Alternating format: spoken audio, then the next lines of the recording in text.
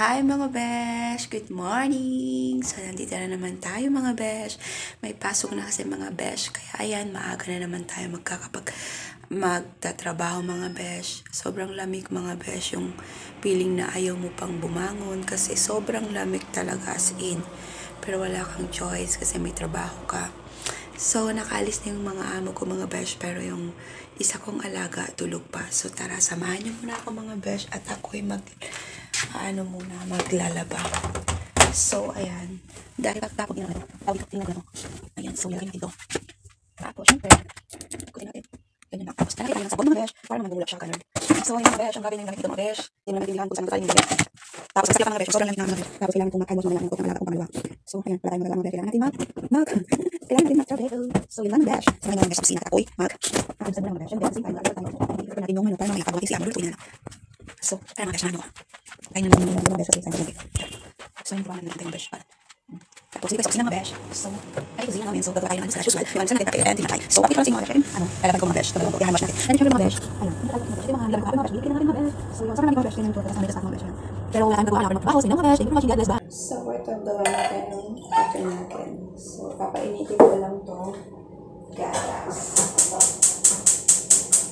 Fresh milk. And then, mga besh.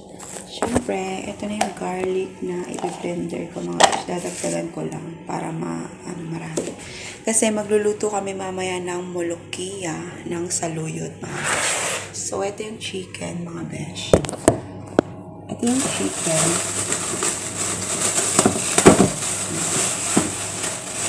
Papakuluan ko lang ito mga besh. Tapos, pinakuluan. Yan yung gagamitin natin mga parang sabaw doon sa molokia.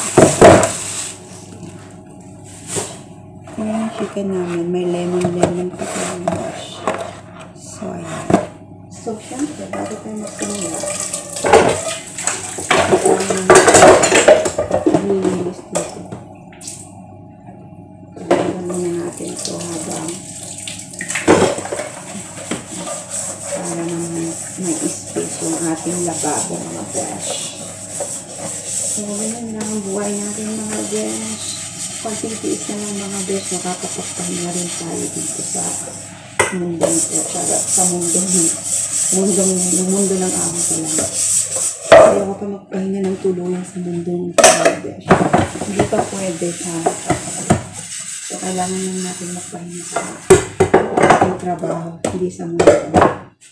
Ngayon, maghanap ulit tayo ng panibagong mundo. Sana sa panibagong mundo na pupuntahan natin mga besh, mas maayos kita dito.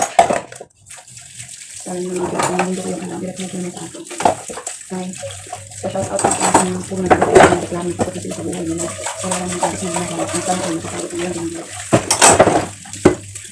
So, yan. Nakalanda ko mga besh. Nakalanda ko muna ito. Muna yung latas ko. Yes, kape. So, bitin siya. May ice ka pa naman. So, yan yung mga besh.